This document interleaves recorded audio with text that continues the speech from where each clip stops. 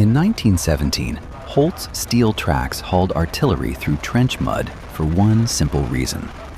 Tires can be powerful, but without traction, power is meaningless. More than a century later, that lesson is still intact in rescues across snow, mud, deep water, and swamps. The engine history stitches these scenes together like a sound-based field manual. Two cables sing under tension. Tracks grind into the ground. Excavators massage the force inch by inch so they don't flip the stuck vehicle again. Every segment shares one common point. Get the rhythm wrong, and the vehicle doesn't get rescued. It gets buried deeper.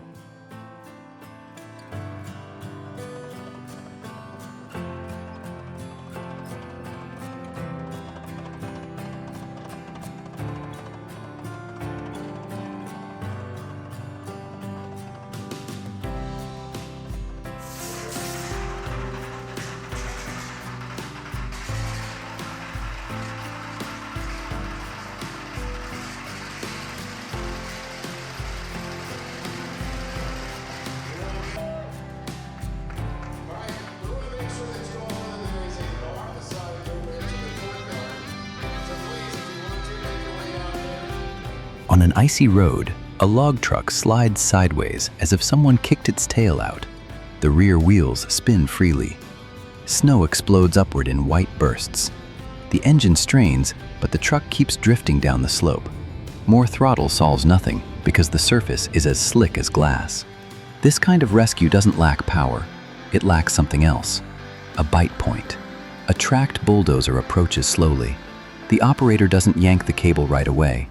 He picks solid ground. He lines up a straight pull so the truck won't rotate further. Only then does he feed in force.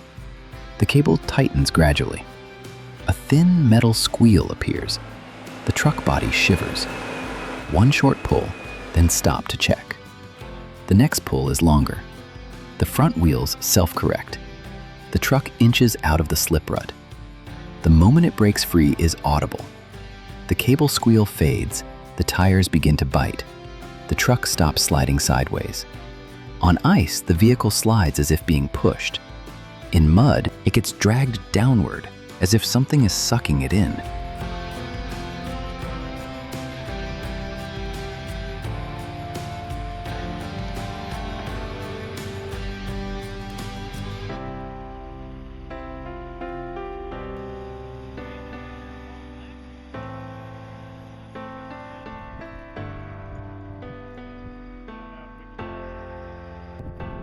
Many people think mud has to be deep to trap you.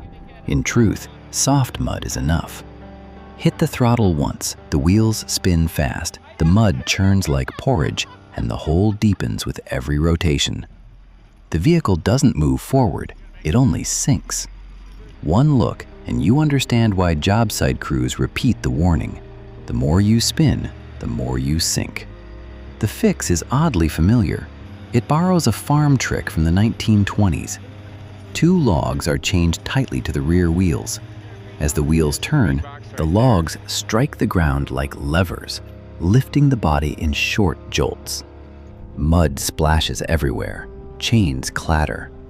The vehicle creeps out a few centimeters, then a few more. The driver holds just enough throttle. Not too hard, so the chain won't snap. Not too soft, so momentum won't die. A wet uphill after rain works the same way. Nobody wins by flooring it. You raise the throttle gently the instant the tires bite. You lift off the moment they start to slip. Your foot rhythm decides the vehicle's rhythm. Shallow mud can be beaten with tricks. Deep, watery sludge is different. Then you need a full strategy.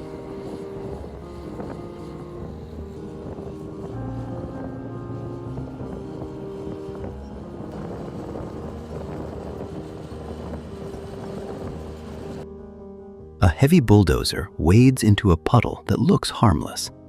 Then everything changes color. The tracks touch a layer of liquid mud, and the machine suddenly leans hard. More throttle only whips the mud like a concrete mixer. The tracks dig deeper into the bottom. This is the hard lesson people have known since the 1950s. when Caterpillar became the backbone of job sites. Pull force must come from solid ground. An excavator stands on the bank and reaches out. The hook goes onto a proper load point. Pull force rises little by little, backing off in rhythm. The bulldozer in the pit cooperates by feathering the throttle so the tracks turn slowly and don't dig a deeper grave. The mud releases gradually. Water drains out of the track links. The body slowly regains balance. If you've ever held a steering wheel in moments like this, you remember the price. One impatient throttle stab can cost you an entire day of digging. If you've been hit by that lesson, write a few lines in the comments so others can learn. A real story is enough to save someone from a brutal sinkhole. Deep water can still be managed. Swamp terrain is what truly crushes hope.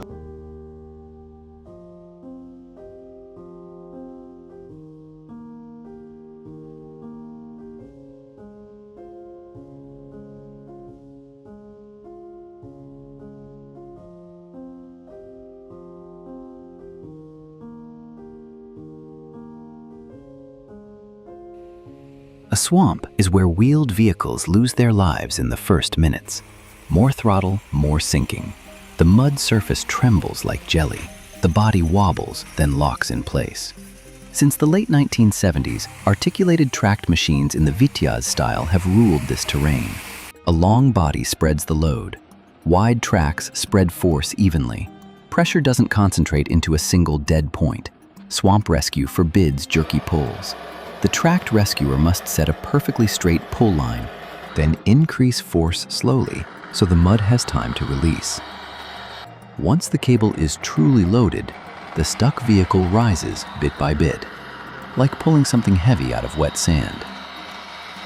Pulling a deeply sunk Kamaz follows the same tempo. Steady pull, keep the cable tight, never risk snapping the hook. The life or death sign is in the sound.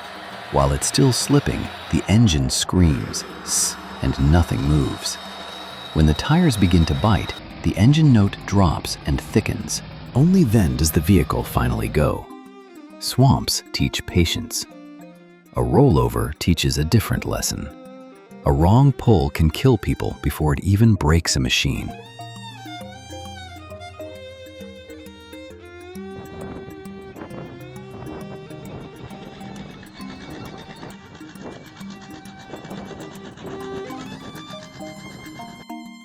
Around the 1960s, the UAZ 452 was born with one pure personality. It can take hits. Years later, it still shows up in rescues, but now the risk is roll angle. A sideways cable pull can twist the frame or flip it over again. So the rescue team chooses a crane. They carefully inspect hook points. They rig the lines to a true load-bearing structure. Then they lift slowly so the center of gravity doesn't swing suddenly. The cable goes tight with a dry, hard sound. The body rises centimeter by centimeter. A heavy truck on its side is even more sweat-inducing. Two excavators stand on both sides like two hands. One boom hooks and lifts. One boom braces and holds. Force is shaped in tiny increments, just enough to roll it back upright without tearing the chassis. The moment the tires slam back onto the ground always makes people exhale. It feels more like a safe landing than a winch victory. After a crash, you think the work is over. Then, harvest season arrives and squeezes even harder. Because then you're not rescuing one vehicle. Sometimes you're rescuing a whole convoy that keeps falling into the same trap on the same stretch of road.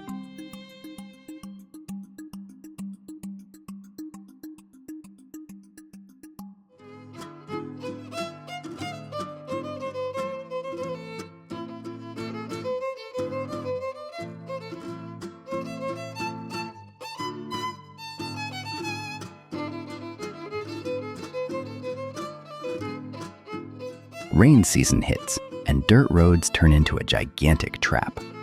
Sugarcane trucks bog down in waves, tires chew mud like grinders, and every attempt to surge only sinks them deeper. Rescue becomes a logistics war. You must place tractors on solid ground, use the correct rated cable, Pull with stubborn steadiness so the truck exits slowly. The cabbage trailer recovery is even more satisfying to watch. Multiple tractors hook in a chain. Force is shared. Cable brake risk drops. When the whole chain feeds throttle together, the engine sound turns deep and dense. The trailers lift forward, one beat at a time. Thick mud falls off the tires in chunks like fish scales. Now watch how people lay fiber optic cable through brackish water. Two tracked machines plow in parallel like a living assembly line. The front one carries the cable spool and releases the line slowly. The one behind presses a blade to cut the trench.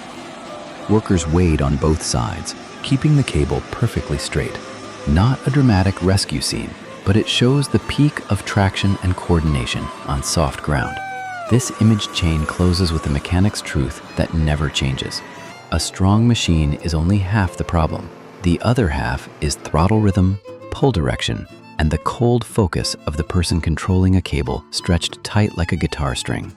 Standing before mud that can swallow an iron block whole, what do you respect more? The stubborn pull of tracks, or the calm head of the operator shaping tension? Leave a comment for the engine history. Tell the team what you want next. A deep dive into Vityaz-style swamp tracks, or the throttle feathering skill of log truck drivers escaping mud? Whatever gets named the most will go on air. See you in the next machine run.